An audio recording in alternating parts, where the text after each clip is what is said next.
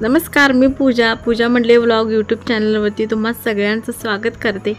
आणि आज होता ऑरेंज कलर म्हणून मी आज ऑरेंज कलरची साडी नेसलेली। तर ही साडी मी मिशोवरून मागवलेली बरं का। मला वाटते की 550 रुपयाला काहीतरी असेल। याला आता 2-3 वर्ष होत आली या साडीला, पण मी अजून नेसते। याच्यावरती जे मिरर वर्क आहे ना ते पडायला लागले तरी पण मला अजून नेसावीशी वाटते ही साडी। मग मी नेसलेली आज आणि दूध तापवायला घेतलं। दूध तापवल्यानंतर स्वयंपाक वगैरे बनवावं म्हटलं तर मला काही लायटर सापडेना झालं होतं। ही माझी कायमची बोंब आहे, मला लायटरच सापडत नाही लवकर, ती कुठं तर कोपऱ्याला जाऊन पडलेलं असते। लायटर सापडल्यानंतर दूध तापवून घेतलं, आहोनं चहा वगैरे करून दिला। आज हे घरामध्ये होते। बटरस्कॉच म्हणजे काय? बटरस्कॉच म्हणजे काय? बघा काय खातं बटरस्कॉच बर्फी। स्कॉच नाही काय म्हणलं, बटरस्कॉच बटरस्कॉच। हो बघा फ्रेंड्स, कुणीतरी म्हणजे दुर्गा माताचा प्रसाद आहे। ही बर्फी आहे, छान लागते, मस्त, याची टेस्ट मस्त आहे। म्हणते ते बटरस्कॉचची बर्फी आहे। ही बर्फी एवढी टेस्टी लागत होती का नाही, त्याचं एक बाईट घेतलं की असं स्वर्गात गेल्यासारखं वाटलं होतं मला, इतकी भारी। आणि नंतर घरातला बाजार वगैरे आणला होता, तो म्हटलं भरून घ्यावा। आणि ही बघा सगळं माळवं वगैरे आणलेलं आहे। आणि बघू शकता हे माझ्याकडे कंटेनर आहे, ती मी मिशोवरूनच मागवलेलं। खूप भारी भाज्या राहतात बरं का, आणि पसरत पण नाही, फ्रीजमध्ये ठेवल्यासारखं व्यवस्थित दिसते फ्रीजमध्ये। आणि बघू शकताय तुम्ही अजिबात पसरलेलं नाही, ते एक माझ्यासाठी चांगलं काम झाले। तर घरातली सगळी कोथिंबीर संपलेली आणि मी एका ब्लॉगमध्ये पण लावलेलं बघा तुम्हाला की कोथिंबीरीचं वगैरे मी लावलेलं माळवं, तर ते आणायला जाऊया, आले खायलासाठी ते। तर सगळ्यात आधी मी जोडव्या काढून घेतल्या, कारण पाऊस खूप मोठा पडला आहे, जोडव्या निघून पडणार। आणि साडी वगैरे खोचली आणि गेले शेतामध्ये। चिखल बघा किती आहे, अजिबात चालायला येत नव्हतं, आणि त्यात ही असलेली नवीन साडी नेसलेली। आता म्हटलं पडलं बिडलं की झाली बोंबच सगळी, तरीसुद्धा केली कसं बसं। तर बघू शकता किती चिखल आहे। शेतामध्ये गेल्यानंतर पाहते तर कोथिंबीरच नाही, कोणी नेलेली काय माहिती, सगळं पायाचं ठसं वगैरे पडलं होतं, पण एक सुद्धा कोथिंबीरीची काडी शिल्लक नव्हती तिथं। मग काय आले वापस मागं, चिखलातून एवढी गेली, पण सगळा पचका पाऊस झाला माझा। घरी आली आणि आता म्हटलं स्वयंपाकाकडे वळावं, तोपर्यंत गॅसच संपलेला। आता कशाचा स्वयंपाक बनवते, मग आहो आणि भाऊजी गेले गॅस भरून आणायला। ते गेले तोपर्यंत म्हटलं बाकी घरातली कामं उरकून घ्यावीत। आणि हे जरा आजारी होते, मी दिवसात 3-4 वेळा ते ब्लँकेट घडी घालून ठेवलं असेल। मी रूम किती जरी स्वच्छ करून घेतली तरी बेडवरती ब्लँकेट पडलेलं असलं का नाही, मला घर आवरल्यासारखं वाटतच नाही। मग हे जराशी उठून गेले की मी लगेच ब्लँकेटची घडी घालून ठेवायची, नंतर हे आणि असं काढायचं, सारखं चालूच होतं दिवसभर असं। घर सगळं स्वच्छ करून घेतलं, नंतर हे आले, गॅस जोडला आणि मस्त असं वांग्याची पातळ भाजी बनवलेली। आता म्हटलं जरा ह्या ड्रेसिंग टेबलकडे लक्ष द्यावं। खूप दिवस झाले हे ड्रेसिंग टेबलकडं माझं ध्यानच जात नव्हतं। आवरायला गेलं की मग वाटायचं अरे बाबा किती घाण झाले, हे स्वच्छ करायला पाहिजे। आणि तिथून आवरून गेली की मग झालं, ते विसरूनच जायचं माझ्याकडून। आज म्हटलं तिचं सगळं क्लिनिंग करून घेऊया, सगळं ऑर्गनाईज करून घेतलं व्यवस्थित, ड्रॉवर वगैरे।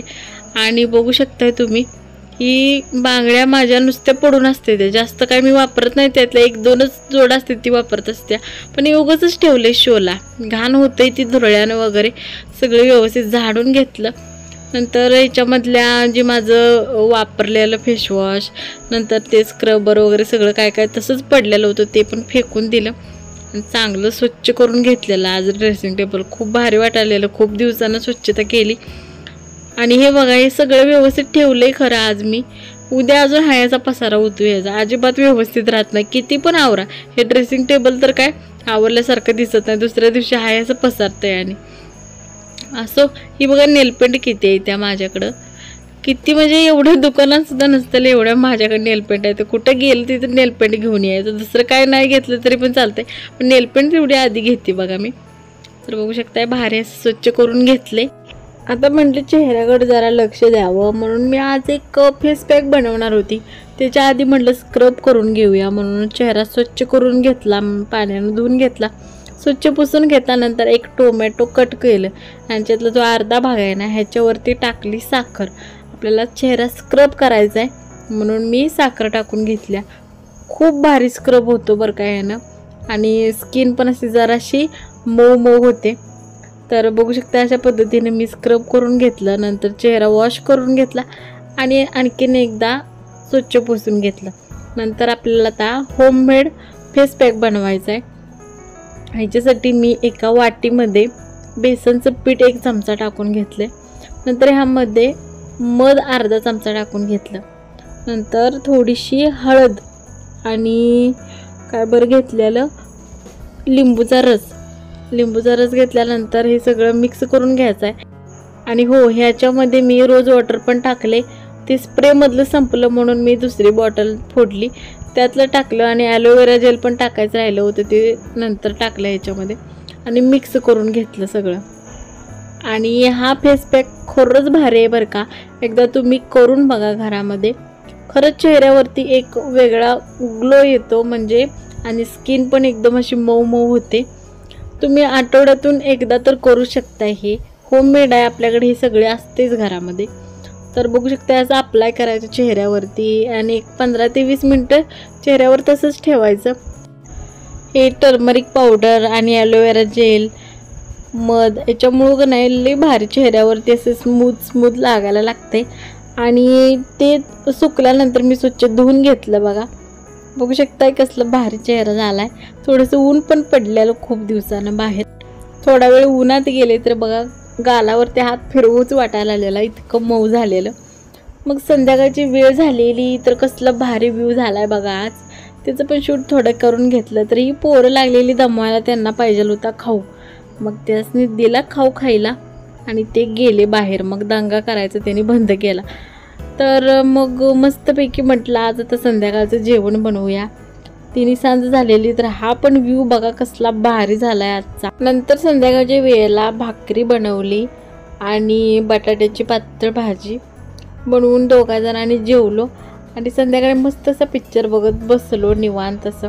तर आज मस्तपैकी पिक्चर लागलेला, झपाटलेला, आमच्या आवडीचा पिक्चर. आणि मग चला, मग आजच्यासाठी एवढंच. आजचा ब्लॉग कसा वाटला मला कमेंट करून सांगायला विसरू नका. आणि व्हिडिओ आवडल्या चॅनलला लाईक शेअर सबस्क्राईब करायला विसरू नका.